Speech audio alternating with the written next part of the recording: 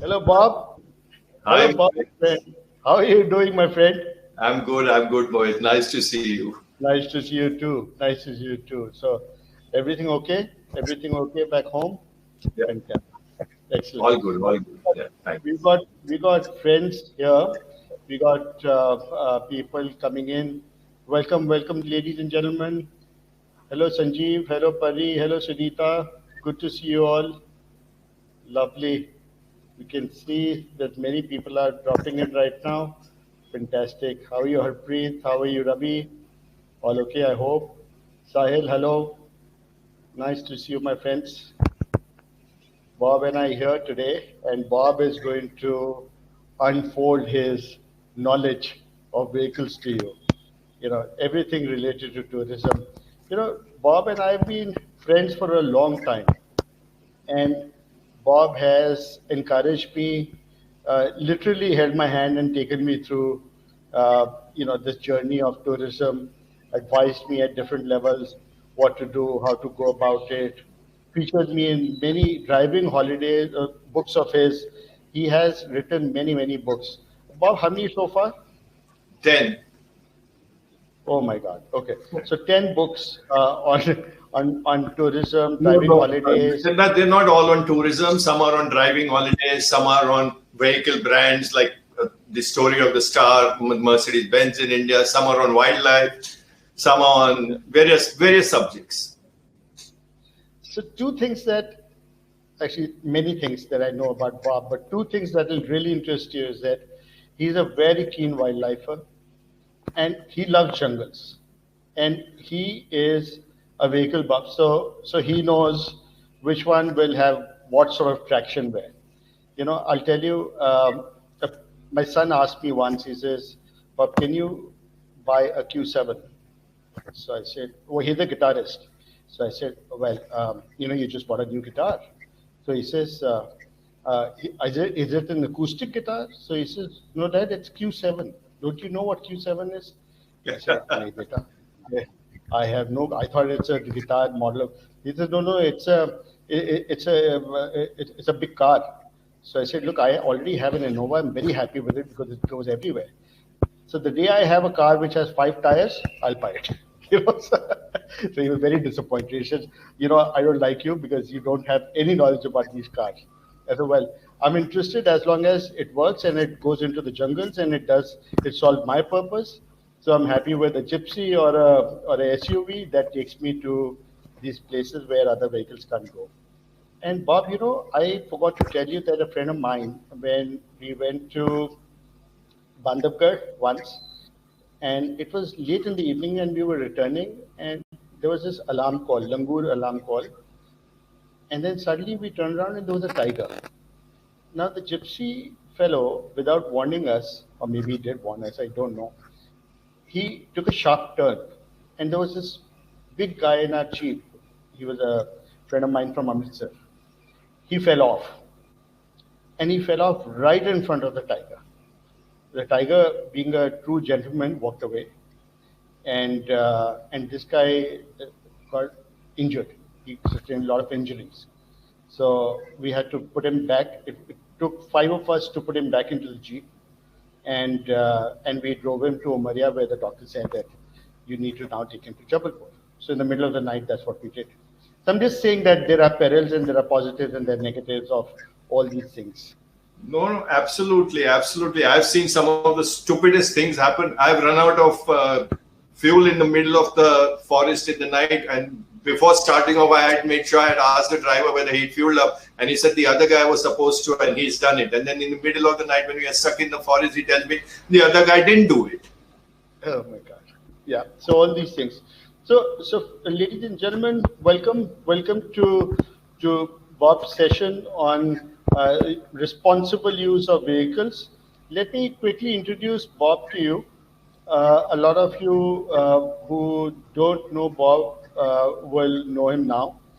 So Bob Rupani is one of India's pioneering and most senior and respected auto journalists, and has been editor of magazines such as BBC Top Gear, Auto India, Car and Bike International, and Auto Motors and Sport. He's now consulting editor of Overdrive. In 2005, Bob authored the critically acclaimed pioneering bestseller Driving Holidays in India that created a whole new segment of books. He has also written the popular new edition called Motor Driving Holidays in India and several acclaimed coffee table books like India's 100 Best Destinations, Tracking the Tiger, 50 Days in India's Best Tiger Reserves, The Golden Quadrilateral, India's first modern highway network, Living the Royal Life, Volume 1 and 2 as and co-authored the Rolls-Royce Singapore and Story of the Star in India.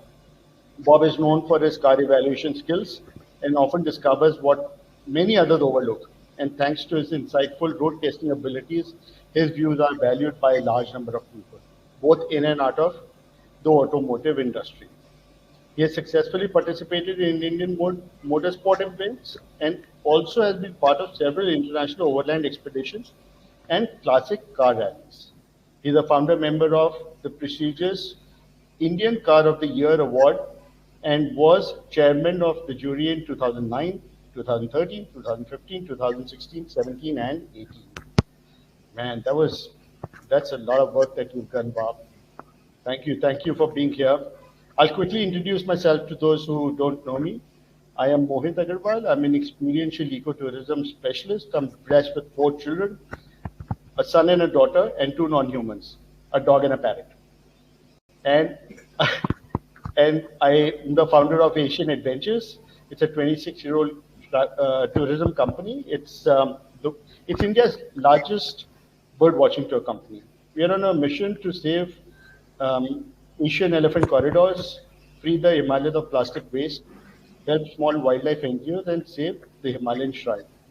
So I want every tourist to turn into an eco-tourist, Bob. That's my mission.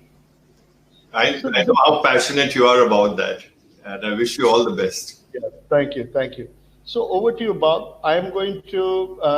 Do you want me to start your slideshow so that you can? You can start it. You can start it. What I'm going to do is we discussed a few points, some questions, and I'll go by that format and answer it. So we have a structure to it. Okay, excellent. Good. Yeah. So the first thing you asked me is how to select the right vehicle for a road trip. Now, this is a question I get asked very often. And typically it is that should we buy a sedan or should it be an SUV? And some people ask, can we take a hatchback for a long journey? All actually depends on the individual. I mean, I know people who have been driving all over the country in Maruti Suzuki Swifts. They've gone up to Ladakh. They've gone to the borders in Kutch, driven through the run of Kutch, and they've done it very happily. They've done it very well. So it a lot depends on who you are, how much you can afford, how many people are traveling in the vehicle, how often you go out. But if I was asked to pick between a sedan and SUV, again, it would be, in an ideal situation, I would say have both at home. Depending on where you're going, choose the vehicle. The reason being, sedans usually have a lot more comfortable ride quality. So over long distances and when you're spending time in a vehicle, you feel the bumps a lot less. The body roll is very limited in a sedan compared to an SUV, which is generally higher. So force of gravity, there is a body roll. Also in a sedan, what happens is that they are generally far more maneuverable. The handling is better, especially high speed handling. The SUVs, again, because of the high center of gravity, the body roll aspect is there. So if you're going on a journey which is by and large smooth roads, good roads, I think the sedan works very, very well. Even a hatchback works very well.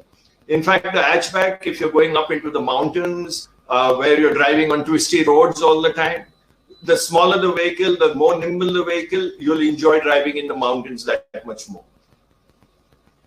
Of course, like I said, road conditions in India, though things have improved a lot over the last 10, 15 years, we have far better roads than we ever had. In some places, you do need a vehicle with ground clearance. So an SUV or a crossover that gives you good ground clearance is useful when you're driving in that kind of terrain. Let's say these days there is a lot of construction work that goes on. So you may have a place where a bridge is under construction and you have to take a diversion that goes down, through a field or something. Then having good ground clearance is very useful. So you could either go for an SUV or you could go for a crossover that has good ground clearance. Again, people ask, four-wheel drive, do I need it? Depends on where you're driving. If you're the kind who is doing a lot of serious off-roading, extreme off-roading, you go into sand, you go into slush, you go into steep, rocky terrain, then of course you need four-wheel drive. But in many places, a vehicle with good ground clearance and two-wheel drive is often adequate enough. It's really only if you're doing some serious extreme off-roading that you need an SUV. Also, one other thing I've seen is that people go out for weekend trips. You can generally take any vehicle, but there are people like me, for example, who spends 2, 3, 4 weeks in a vehicle driving a lot. Then the smaller aspects also become important. Things like the visibility from the driver's seat. I don't like vehicle which has these huge door mirrors and thick A-pillars that block your view around corners. After a while, if you're doing long distance driving and getting behind the wheel and going, then these smaller aspects also start troubling you. So when I'm looking at a vehicle, I look at lots of these aspects. How good are the lights, for example? I mean, if you preferably shouldn't be doing night driving in our country, but if you end up doing, I want a vehicle that's got very good lighting. So lots of these things depend, make a difference. There's one other thing. These days, lots of vehicles come with, the space saver spare wheel. In our country, we yet tend to get a lot of flat tires and punctures. So before setting out, I would definitely make sure that I am going with a vehicle that has a full-size spare wheel. And also a bigger fuel tank that gives you a bigger range is useful. So if you're going to start off saying, I'm going to buy a vehicle and go touring, look at all these. The spare wheel, whether it's a full-size one or you're getting a small one, the ground clearance, the seating comfort, the handling, the visibility from behind the steering wheel, because if you're going to spend a lot of time there, you shouldn't be a claustrophobic. It shouldn't be blocking your view. So I think these are the aspects I would look at. Again, Mohit, then you said, how do you prepare your vehicle for a road trip? So let's come to that, preparation of a vehicle for a road trip. So obviously, the vehicles these days, modern vehicles are a lot more reliable. In the old days, you needed, even if you were going 500 kilometers or driving from, Delhi to Chandigarh and back, and you would want to do a full checkup, and roads were bad, cars were not so reliable, they tended to overheat. All that is no longer the case. The vehicles are a lot more better, reliable. If you service them regularly, do the maintenance as per the advised schedule, then you shouldn't have any real problems. But again, if you're setting out on a long journey, it's advisable to do a full checkup of the vehicle, all the mechanicals, tires, electricals, things, smaller ones, topping up the windscreen washer. You never know when you get something thrown up on your windscreen. You want your windscreen washer to be topped up. Something I advise all my friends to do is please make sure you've checked your wheel nuts before. Tighten all your wheel nuts. It's something that is rarely done. And you never know when your vehicle went to the workshop the last time and someone fitted a wheel, opened it for something and fitted it back. Did they tighten all the nuts adequately? It's something that gets looked over. And then if driver, long distance and you're going to be doing decent 3-figure speeds, then you can't afford to have your wheel come loose. It just recently happened in Maharashtra where an ST bus had all its nuts missing. But fortunately, the driver saw it in time and stopped. But I've come across some very, very seasoned travelers or people who go on road trips and I know of someone who has had his wheel fall off. So please tighten your wheel nuts before you set out. Then again, small things.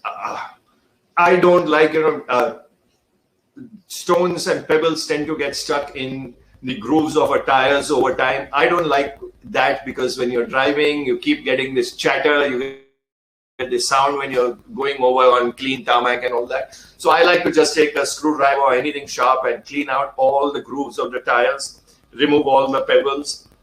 Of course, since you're on tires, you must check the tire pressure. Again, if it's a journey where you're carrying a full load, I mean, when I say full load, your boot is full with luggage, you are 4 or 5 people in a car. From over the years, I tend to keep 2 to 3 pounds more of pressure than what is advised. So let's say the manufacturer says keep 32 pounds, but if I'm carrying 4 people in a car and a full load of luggage, I'd go for 34 or 36 or 35 because I've noticed it hardens the tire that much more. It reduces the chances of flat tires. Another thing which people neglect is that they don't look if the tires have the valve caps on. Water, all that goes into your valve, and then there is a risk of the valve getting spoiled, jamming, things like that. So valve caps, I mean, they hardly cost 10 rupees for a full set of 4. Make sure your tires always have valve caps on. The horn, we use it a lot in India. And though it may not be the most, nicest thing for noise pollution, but safety aspects require you to use the horn often. So make sure you have a nice loud horn. Again, I've noticed very many people get the car washed and everything, but the glasses, especially the windscreen, is never clean from inside. You have all these oily thumbprints, mud collected over time and things like that. If you're going to spend time in a car, make sure it's nice and clean and you have the best possible visibility, which means make sure you scrub the insides of the glass, the outsides of the glass properly. Use a glass cleaner. I like to use old newspaper to scrub it and get it to a place, you get it to so clean, you don't even know there is a glass in front of you. So I really like that. Then comes the packing part. This is an important aspect which I've seen so many people neglecting. They leave it to, if you're staying in a hotel and you're checking out and then your room boy carries your luggage and he's the one packing your car. I never allow them to do that. I don't allow anyone to pack my car. I like the luggage to be all, on day one in particular, I like all my luggage to be spread out. I then spend 15-20 minutes maybe seeing which bag will fit best. How do I utilize the available space to the optimum? I keep all the heavy stuff down, the lighter stuff on top. If you're going to need something during the journey, that should be on top.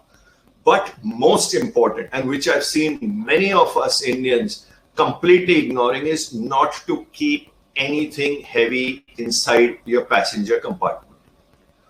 In case you're unfortunate to have an accident, you do not want something heavy weighing a kilo or 2 or whatever lying. It could be just a 2 liter or 1.5 liter bottle of soft drink lying somewhere in the car loose, and that fly and come and hit you and cause an injury which could have been avoided. So, lots of times people who travel with me say, you're paranoid. You're asking us to keep, the soft drink bottles down, keep them there, fasten this, fasten that. Because I have seen, it happen due to these things. So I would request everyone, do not keep anything heavy loose in your passenger compartment.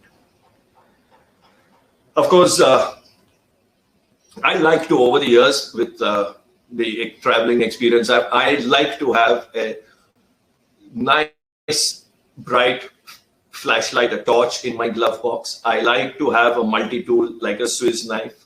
You never know when you want to cut something, when you want to break something, when you want to open something. And a torch after dark, you need to get out somewhere, you're traveling, you're in a strange place. You better have a nice bright torch around. It's always helpful. I like to, over the years, thanks to various experiences, if I'm stopping in anywhere, before I get out, I like to throw the torch around 360 degrees. Just look at the surroundings and make sure there is nothing there that could cause any sort of harm to you. And then, of course, because we are a country where you cross so many borders and people tend to check you, the police and some tax official, someone somewhere. So it's always best to have a complete set of your car papers, the registration, insurance, the PUC, everything very handy. In fact, keep a Xerox with you also, because you find someone who is, very adamant on checking everything. Say, please keep a Xerox copy with you. So it makes life easy. Sometimes, especially in Ladakh and things like that, when you're going past some other checkposts, you have to give copies of your car registration. You have to. So always carry a few Xerox copies. There's time when it will be very useful. So that's part of the vehicle. Mohit, you also asked, how do you prepare yourself for a road trip? Now, where I'm concerned, now it's been, God knows, almost 40 years of driving and driving long distances. Earlier, I used to maintain a logbook and distances covered. I think after a while, I went past 1 million kilometers. I lost track. Maybe now 1.5 million, 2 million kilometers in India, outside some 60 odd countries I've driven in. But even now, if I'm to start a journey next morning, I like to start early. I mean, whenever I'm going out for a driving holiday, I like to start early, 5, latest 6, 6:30, but I like to be on the road. So the night before, it's even today, I feel the excitement. And the mind, I have trained my mind to start shifting into another mode. So it's like the night before or the day before, I'm all starting to think about the trip, where I'm going to go, the vehicle, have I checked everything, have I carried everything, do I need all that? And gradually I start removing the day-to-day work affairs, everything from the mind, all the clutter, all that is gone. And you build what I would like to term a system of, Sunil Gavaskar, for example, our famous, great cricketer, always says it's concentration is the key. I say when you're driving on a long distance, concentration is the key. Your mind should be free of clutter. You get behind the wheel. Now all you're going to do is concentrate on the journey, on driving, on enjoying. So you got to get your mind first there. The next thing is patience. The biggest advantage of driving in your own vehicle or traveling in your own vehicle is that freedom that it gives you. You can stop where you want, you can stay where you want, you can eat when you want, you can sleep when you want.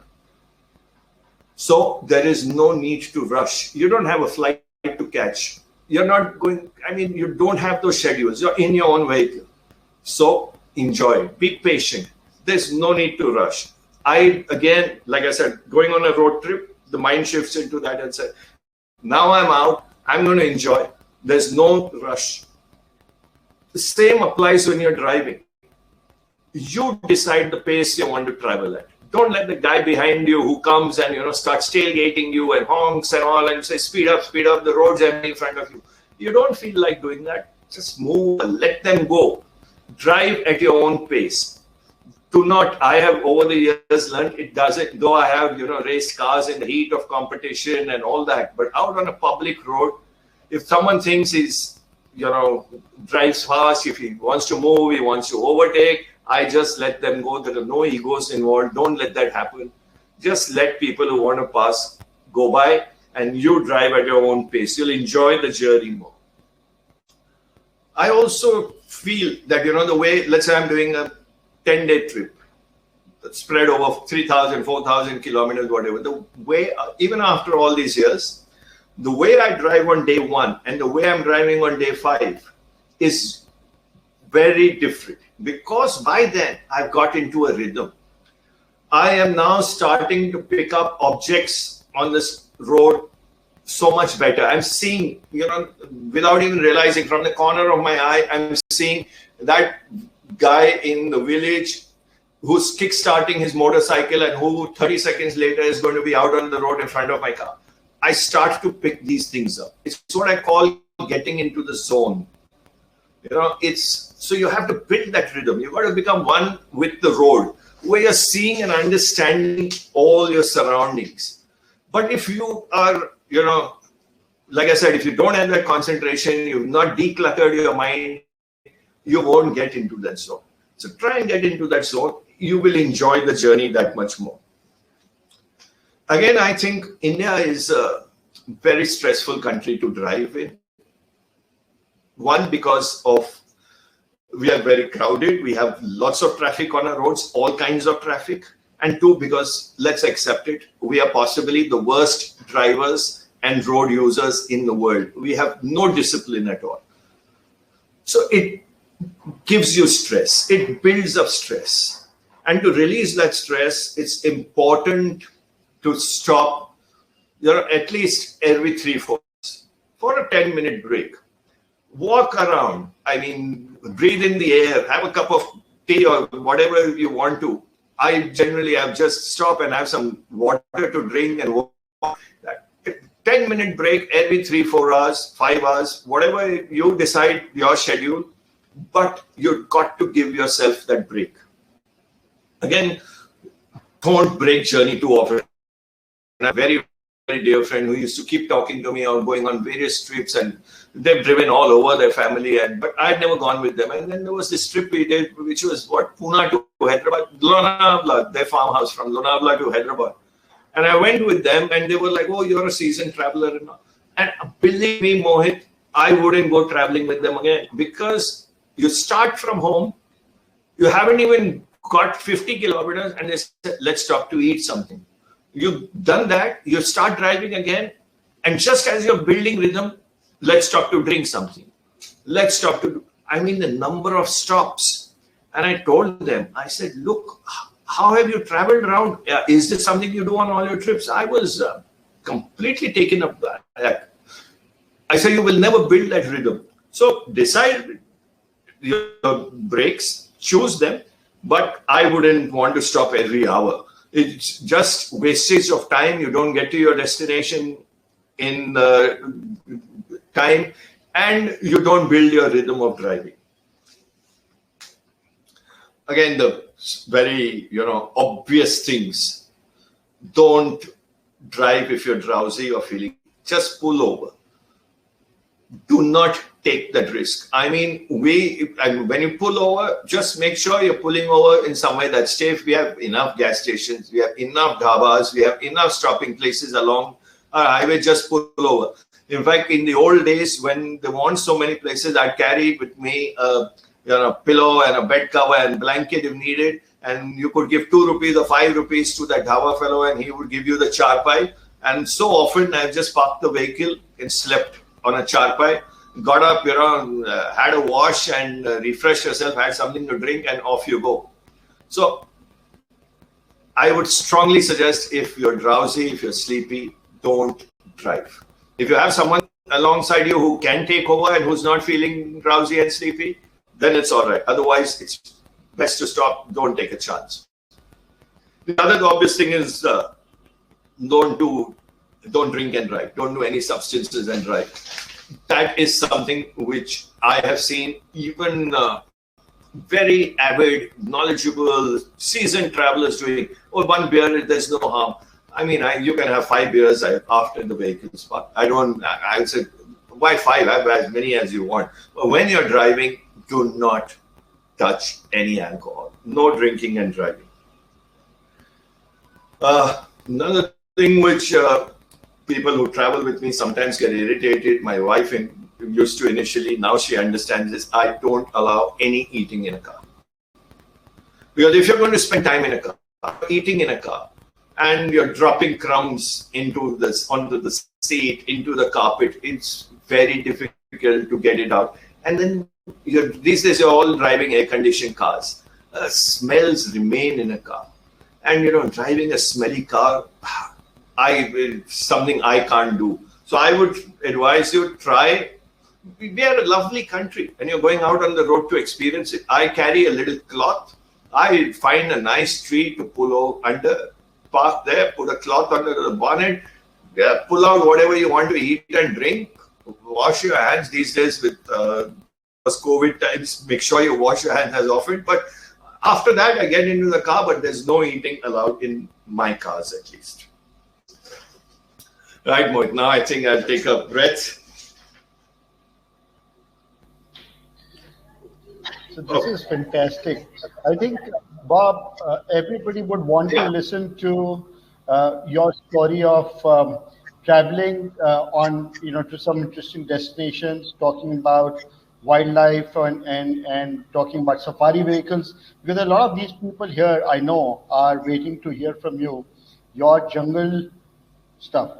Your jungle experience, not just experiences, but also what things that we need to be futuristic about. We just need to we need to think about the future. We need to see how responsible we're going to be with our vehicles and things like that. Perfect. So I'll quickly run through now a few of the other points, and then we'll come to the personal experiences point. Perfect. Right? So the other thing that I get asked very often, in fact, just recently, last month, I was in Baroda and staying at the lovely homestay there. And someone asked me, who was also traveling, that what route did you take? And I've come through here, and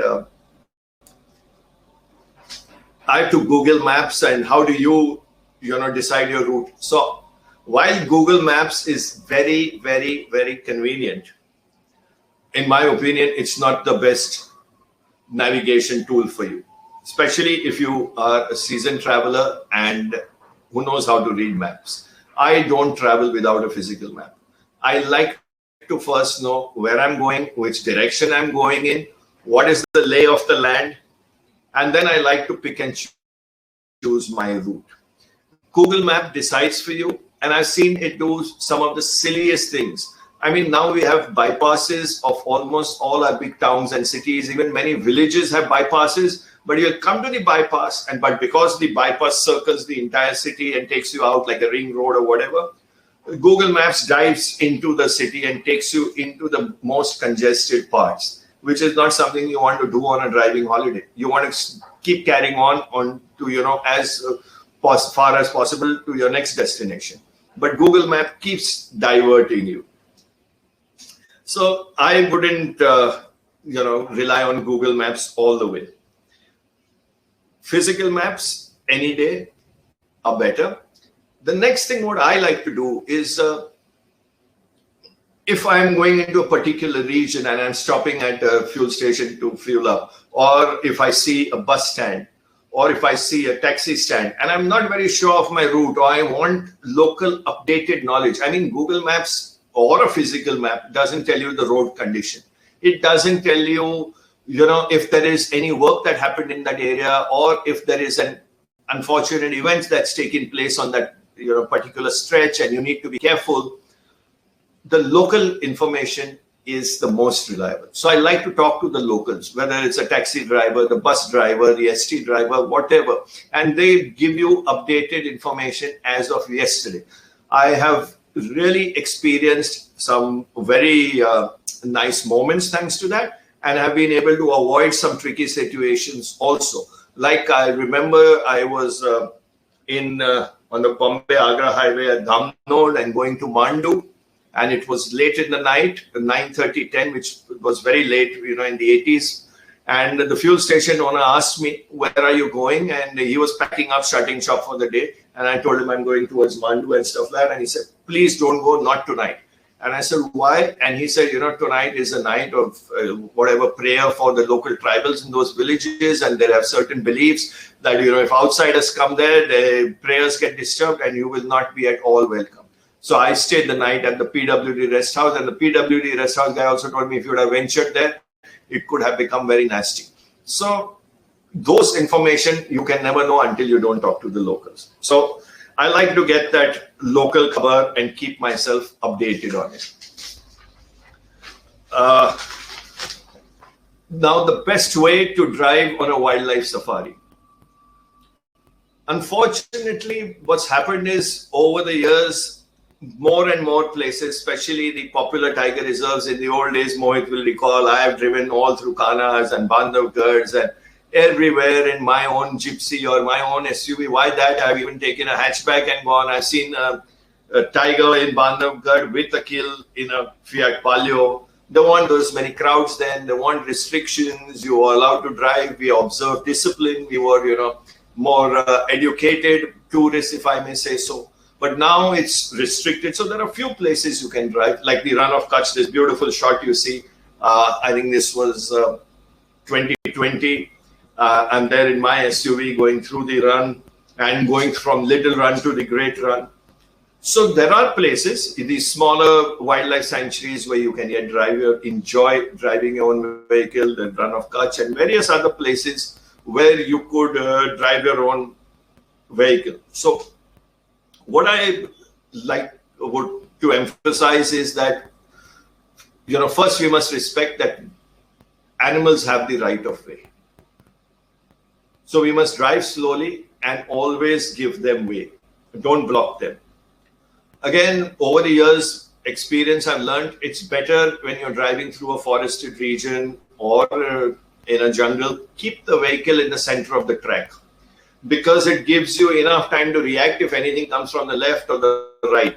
If I've seen so many people sticking close to the bushes on the left side, and suddenly an animal, when you have that less time to react and take any corrective action.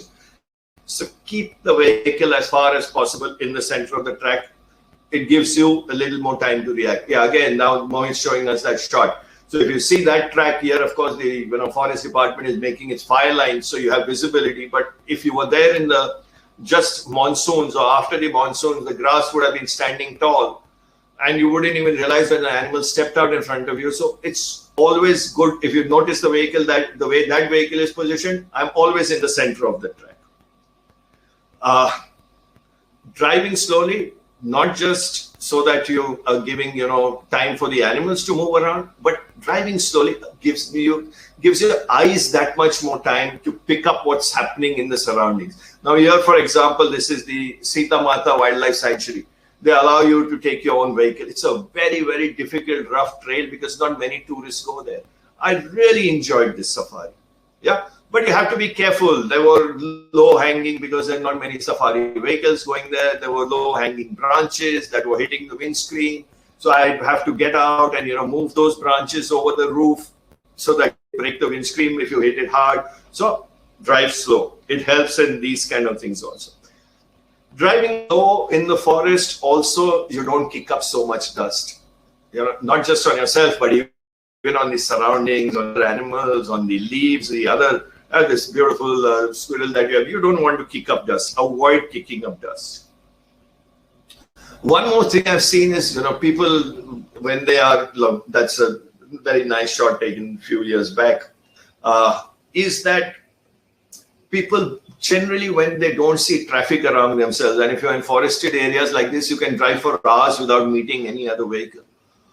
They tend to, become a little casual with the driving, sudden acceleration, sudden braking. I would emphasize that every movement of yours behind the wheel, whether it's acceleration, whether it's braking, whether it's turning, should be done smoothly so that you don't imbalance your vehicle. And if there is any animal in the vicinity also, you don't alarm it unnecessarily. At the same time, driving smoothly also is very good for your passengers.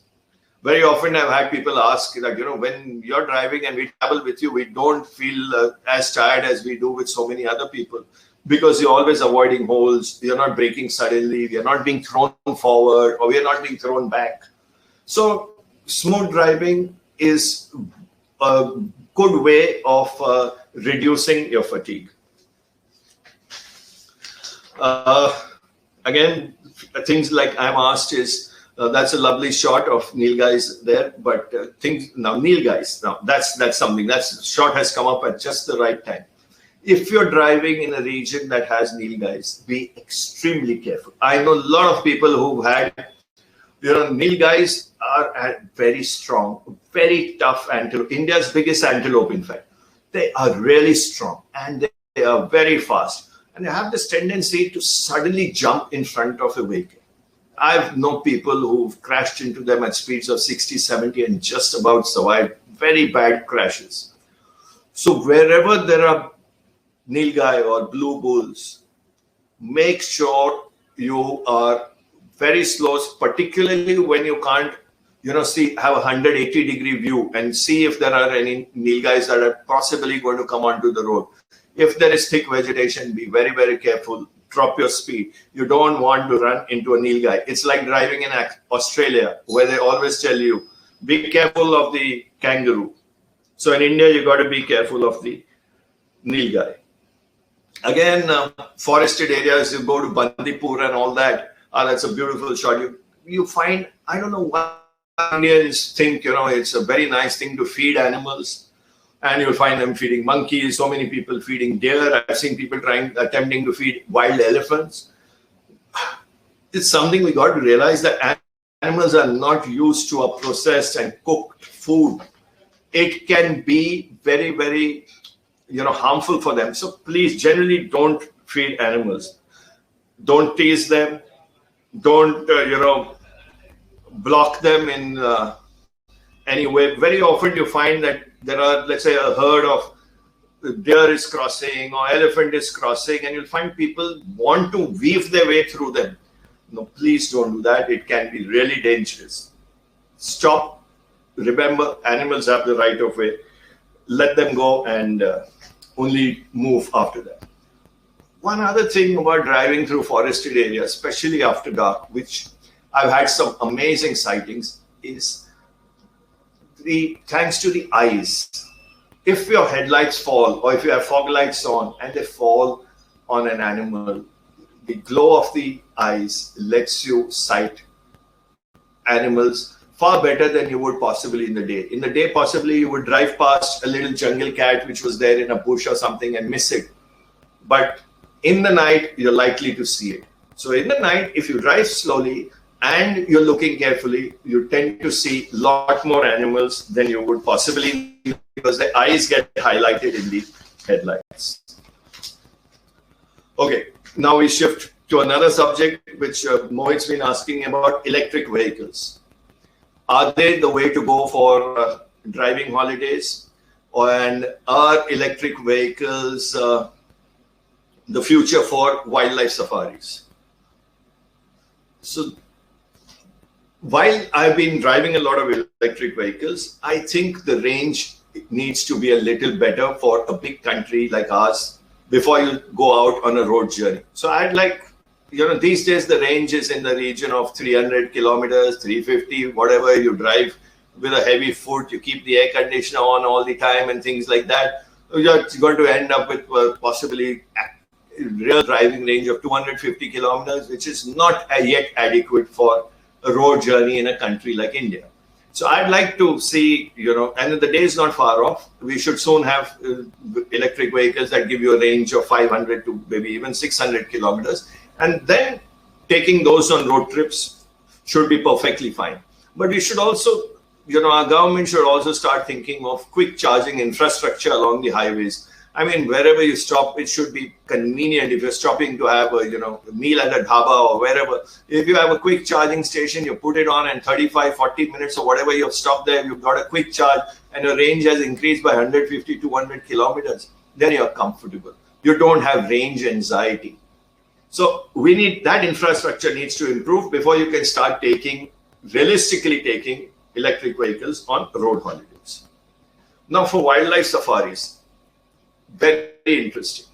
The fact that They are zero emission vehicles.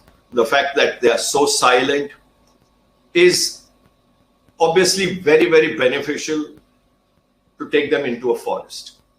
But there is one concern I have, and that is I have seen over the years animals behave differently when I've been in different vehicles. I mean, the sound of the engine. Let's just come down to the Gypsy that Mohit was talking about. When it was launched in 86 and up to 93, I think the Gypsy came the 1000cc engine. 93 became the 1300cc engine. So when the Gypsy came with that 1300cc engine, it had a different timing belt, a metal timing belt compared to I think the rubber one on the earlier one. The sound of the engine was different. The animals reacted differently. I have noticed that they allowed you in a 1000cc Gypsy to approach them far closer, but when you were in a 1300cc, they tended to move away. They move away with a diesel vehicle that much more quickly. So the sound of the engine influences the behavior of animals. So it remains to be seen how they will react to electric. Now, remember, electric vehicle has very, very high energy motors that create a whine, and it's a whine with a very high intensity sound. I have personally, while driving them, seen certain dogs react and suddenly start moving around when they see an electric vehicle go by. Is the sound disturbing them? So before we take electric vehicles into our forests, I'd like to do a little study. Maybe Mohit can set it up somewhere and we can jointly do a study and see how elephants, for example, or rhinos or wild dogs who have this really sharp hearing and communicate, through very high intensity whistles, how are they going to react to electric vehicles? So let's study that. Okay, now we'll come back to one of other Mohit's questions. Mohit said, what are your thoughts on sustainable and eco-friendly wildlife tourism and the crowding in our more popular tiger reserves? So yes, our tiger reserves, the more popular ones, whether they are Ranthambores and Tadoba and Mana and Bandhavgarh and Corbett and whatever, that's I think Tadoba, if I'm not mistaken, they have got really crowded. And I have seen traffic jams, the kind I would encounter in Bombay, rush hour traffic, 9 o'clock in the morning. I've seen traffic jams in some of our popular tiger reserves. I think that's the way to do wildlife tourism. We have to figure another way out. And the Supreme Court ruling of only allowing tourists into 20% of the area, while it may have been given with all the right intentions and all, I don't think it has translated very well. I have seen the tourism areas and I've seen the non-tourism area. And you can see that because of tourism, the vigilance where looking after the animals, looking after everything else is far better than in the areas where no one is going. So it might be actually beneficial for wildlife if we opened out those areas also. You would reduce the congestion. You would increase the surveillance of the forest and seeing what's happening. These days, everyone's having a phone with a camera. People are very wary of doing anything wrong in those places. So it would increase the vigilance. But of course, it has to be managed very properly. We can't end up destroying our natural wealth. So it has to be managed a lot better. But these traffic jams and this kind of crowd that you're seeing, this tiger sitting so beautifully in the middle of the road, and all those people, I can promise you they're chattering away. They're talking away and someone is screaming and someone is, because we don't behave very well in the presence of wildlife. It's very unfortunate. So I really think we need to improve the way we manage our wildlife tourism. Then there is this forest department attitude, where the forest department actually is grudgingly letting you into the forest areas. If they had the way, many of them wouldn't want any tourism in those areas. But the reality is tourism drives and gives a lot of revenue. It gives a lot of employment. It gives a lot of education. It builds respect and love for wildlife. So ecotourism has to be done, but the way we are doing it in India right now, huge amount of improvement needs to be done, and this, I think, with Mohit can be a completely separate subject of discussion. I have very, very strong views about the way our safari drivers drive, wildlife safari drivers drive. Mohit just mentioned at the beginning of today's talk something really shocked me about when he said in Bandhavgarh the driver turned around so suddenly that one of his friends fell out of the gypsy and had to ride in front of a tiger. While I am disgusted about it happening, I'm not surprised, because our drivers drive very badly. One, they drive too fast. Two, they are like, if you see a tiger, their behavior suddenly changes. They go berserk. You will find in popular parks them reversing back, forth, banging into each other while there is an animal in front. It's really a shame. We need to discipline our drivers. We need to educate them better. Then there's this other thing. They keep switching the car off. Every time you see an animal, they want to stop. So ignition off. You're focusing, you're about to take the shot, engine on, car shakes. Why are you switching ignition on and off, on and off? It is something that is beyond me. I have driven in so many forests. I rarely ever have switched the engine off. Forget the fact that it's disturbing. It's not safe. What if your vehicle doesn't start when you want to and move out, and there's let's say, a huge herd of elephant approaching? Why are you switching this on off? I have never understood. But everywhere they're doing it. Be it Northeast India, be it South India, Central India, all the drivers are doing it. They've never been educated. They've never been told that this is not something that you should be doing in the forests. Several other things. You find the driver and the forest guard always chatting away. What are you talking about? I've come into the forest. I want to hear the birds. I want to hear the wind move, these grasslands. I want to experience the peace and serenity of the forest. But you're talking continuously. Kal udhar kya hua? Iske saath kya hua? I mean, it's here you have this beautiful shot. Mohit is showing us the rhino walking in front.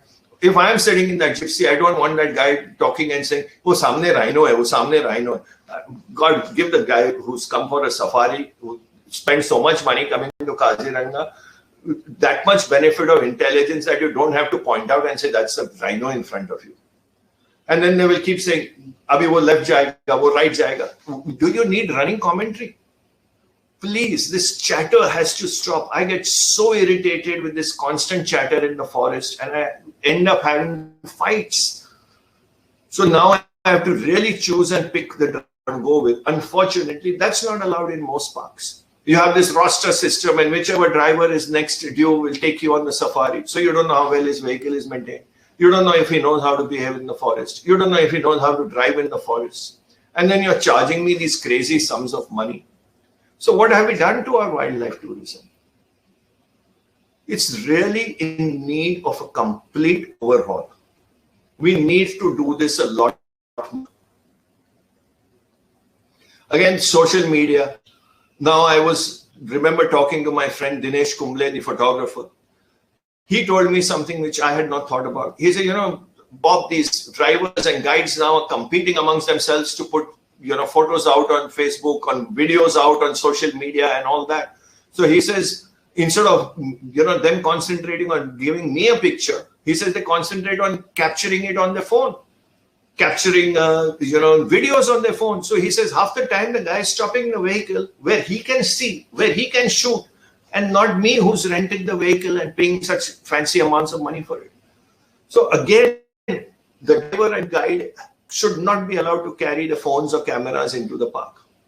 They are there to show the tourists the park, not to take pictures and videos themselves. So now that's something that's emerged in recent times. So we need to adapt. We need to act quickly for it. Mohit, this can keep going on and on. So we have a lot more, but I will come to two points. Just do a quick journey of your Ladakh thing, so that you can tell them about the Himalayas a bit. you know. Okay, so Ladakh, I've been going there since late 80s. It is the most incredible place on the planet. Yeah. But unfortunately, in recent times, and especially after Three Idiots, we have so many idiots going to Ladakh. If I was to meet Amir Khan, I'd tell him, why couldn't you have gone and shot? You made such a lovely film. Why couldn't you have shot your climax anywhere else? Why did you have to go to Ladakh? Why did you have to go to Pangong So? Now you've got people who are going into Ladakh who are not going for the landscapes, who are not going for the mountains, the culture, the monastery, the wildlife, the people, such lovely people. They are going there and saying, film kahan shoot hua tha, humko udhar photo lene gaye.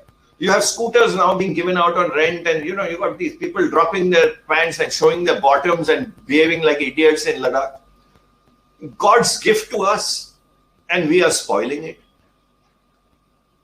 So now leave that aside, but yet if you venture deep into Ladakh even today, and you observe certain simple disciplines like, you're in a high altitude place, low on oxygen, but very bright sunlight, thanks to, the almost pollution-free atmosphere. The sun can dehydrate you. Drink a lot of water. Climb up the passes slowly. Don't spend too long at the top of the passes. And you will enjoy your journey so much better. But we find people will come to a top of a pass and then start playing music and dancing and not realize, and then before you know, they're coming down with, some sickness, they have headaches and then throwing up.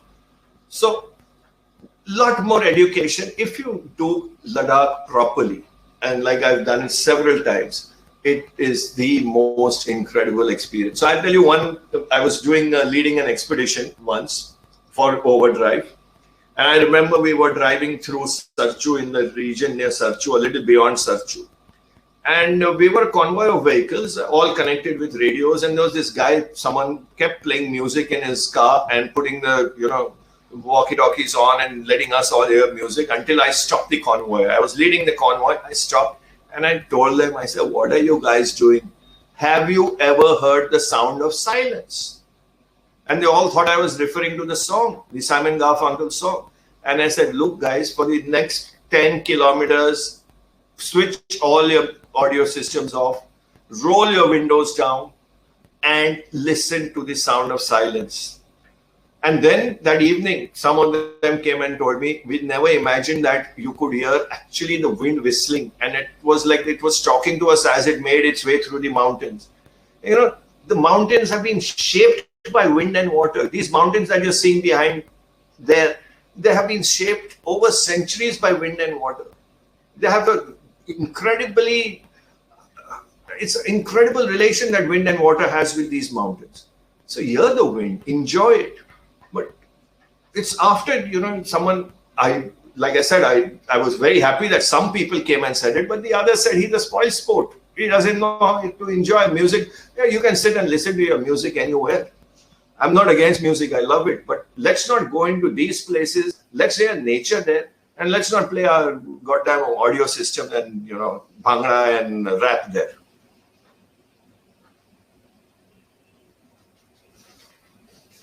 And finally, Mohit, one more thing, and then it's all open to you, is that road safety. It's something that disappoints me. The way we look at road safety in a country, we are not concerned that we lose 150,000 plus people every year.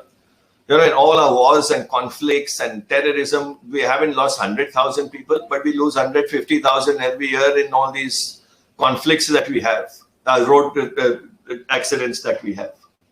So over the years, all my driving, look at that. Tiger crossing. In which country in the world would you find a sign telling a tiger cross is there? And I believe people have seen tigers cross. This is on that Painch corridor where now they're building the overbridges and all. And people have recently, I think social media has a shot of a tiger walking across somewhere here itself.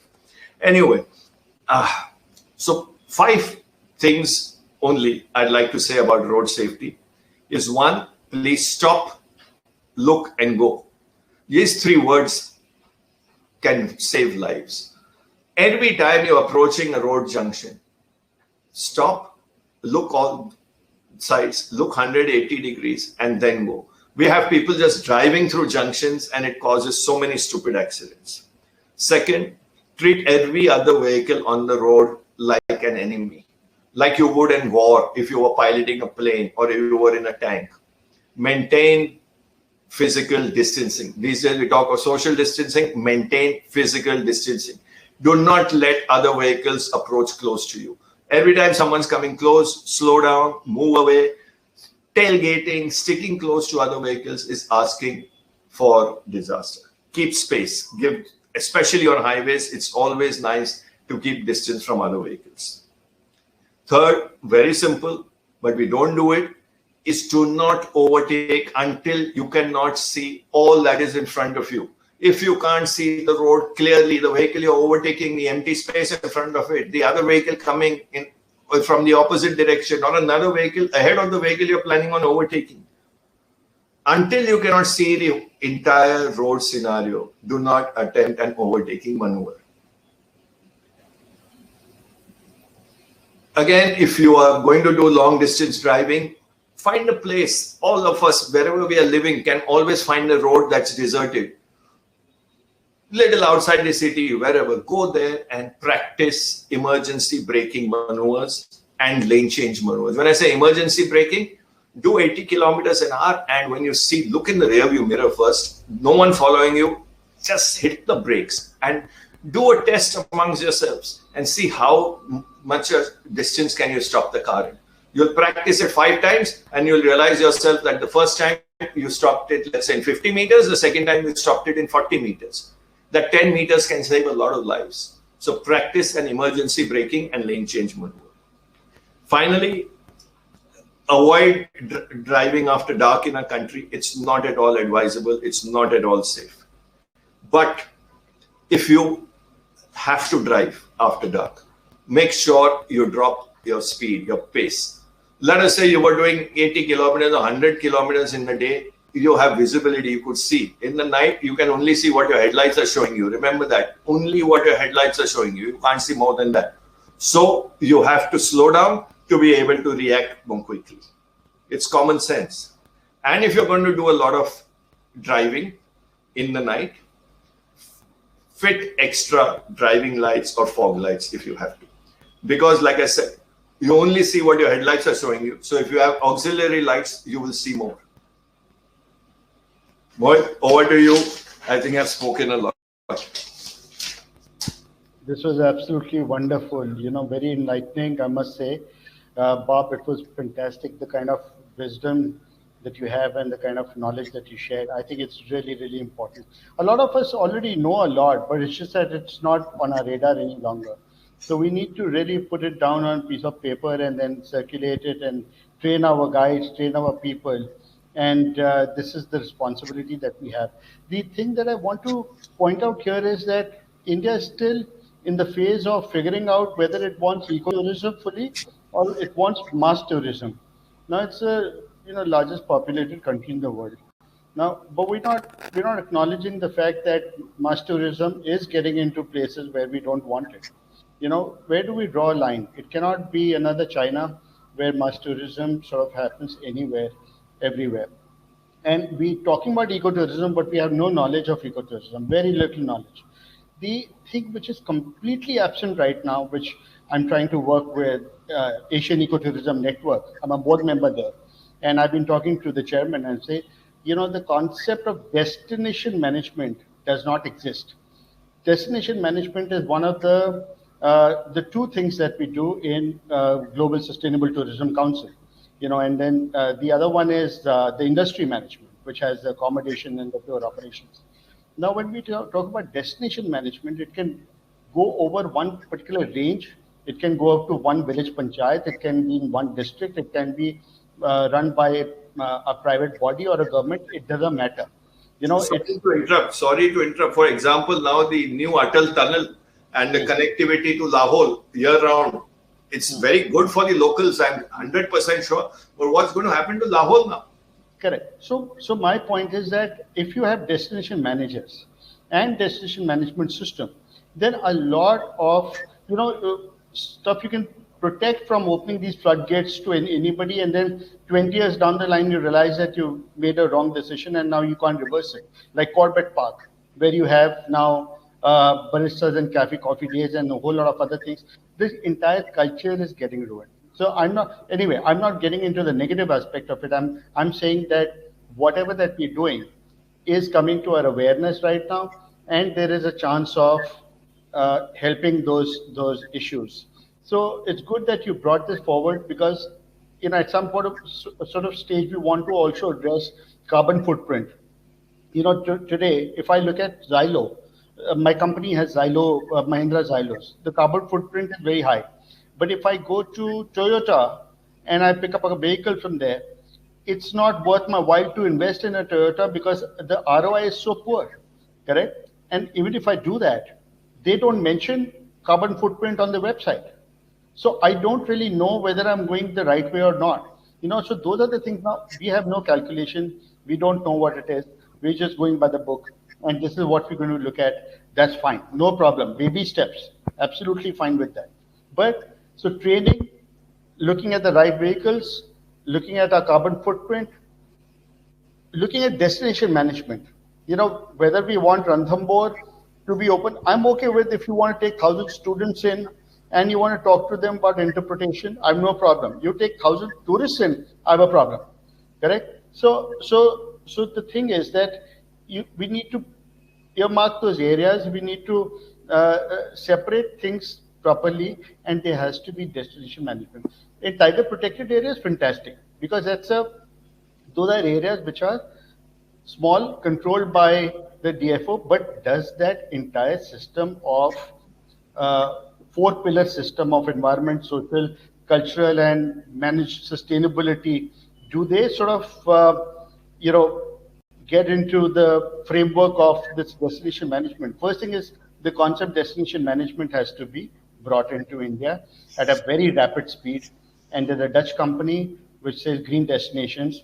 They need to be employed by the government, and we need to do this. So then vehicles will be required, and they will play their own role with their own SOPs, with their own training, and those are the conduits. This is how we see all that, and we manage to preserve all that. Because now we're talking about going anti-elephants, elephant rights. But let me tell you, if you don't have the elephants in the parks, okay, I'm the one who advocates that elephant rights are okay, because it's a great middle path. Because first, they crave any connection. They crave, whether it's humans or animals or anything. They are the gregarious animals. They want to be connected. May not be good emotionally, but the point is you can't patrol Kaziranga without them. You can't go into those areas where, in your gypsies, you need to have elephants there. And if you look after your elephants and they're little babies, and they'll always be. Yeah, it's only humans who grow. Nobody else ever grows. They'll always be babies, correct? So how are we looking at things is my question. Destination management will be the most important thing when we come to vehicles and masters. That's my take on it. Perfect. Fully agree with you, Mohit. Great. So I think we've got some questions coming from Alan and some other people. So would you like to answer? Yeah, sure. As long as we've not overrun our time schedule. Well, I guess we've crossed the time schedule, but people are allowed to leave, and they can leave, and then they will also get the replay link. So friends who want to leave, no problem with that, and people who want to listen to Bob's answers, please stay on. So Alan says, I'm sorry for exceeding your time. Huh? Oh, that's I think you picked on too many subjects. We all enjoying it, so it's okay, no problem. So Alan says, why not give over 5% of the national park to leisure, picnic tourism in the canter vehicles, still managed but not serious wildlife enthusiasts who have to follow very strict rules with educated guides who can control the overzealous photographers. I completely agree with you, but it need not be a thumb rule of 5%. It can vary from place to place. Like I said, destination managers can do certain kind of surveys and come to some figures, some areas, and it need not be a blanket rule for everything that we're doing in India. India doesn't work with blanket rules anyways. It's a country of chaos, you know. So that's fantastic. And then I've got um, yeah. So Sunita's asking, can you recommend a place where we can go for a safari for tigers without crowd, where there's no crowd? Go in the off season. Go when there's nobody wanting to go and photograph them. Yeah. That's the best time to be there. Yeah. Yeah. And then These days, unfortunately, you see a place where tigers start getting sighted and the crowds just descend there. yeah, absolutely. So anyway, so there are so many stories. You know, I have to tell you one little story which I forgot to tell you. Many years ago, I had these kids come down from Oxford or Cambridge. I can't remember. There were 6, 7 of them, and I took them to. They wanted to go to Manali. I said, look, I know what you're going there for. I'm not interested in that. So, but I'll take you to Spiti, and I'll take you to Lahore, and I'll take you across the passes, high passes. And they got very excited. So I got their permits done from Shimla, and I used to have a pickup truck, which I used to drive, and I used to have a Tata Sumo, and I packed all of them in there in these 2 vehicles, and I put all the camping gear and everything and my team, and we got into these 2 vehicles and we started to drive across these huge passes. The average speed that we were getting was 7 kilometers an hour in those areas, and there were these deep gorges there, and it was beautiful. Anyway, so middle of the night, these guys loved Old Monk rum, you know, our favorite standard rum that everybody liked to drink. Middle of the night, they were all sozzled, so I had to kick them back into their tents, and I was exhausted, and I sat against one of the rear tires of a Tata Mobile, and I started to smoke a cigarette. Those days I used to smoke. And then it was a moonlit night. On the other side of the river, I was facing Spiti River. On the other side of the river, I saw something plunge into the water and started to swim.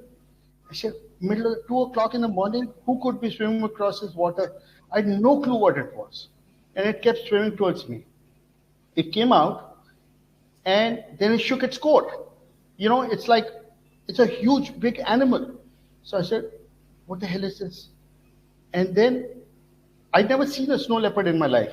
I'm talking about almost 30 years ago, you know, or maybe 25, I can't remember what. And it started to come towards me. So I had to put the cigarette back to my lips to, you know, to show it's lit up, and then it sort of looked at me, and then, you know, it moved to the side. It sort of just went away, and I was thanking my stars. I said, wow, a snow leopard, you know, and a snow leopard right in front of me.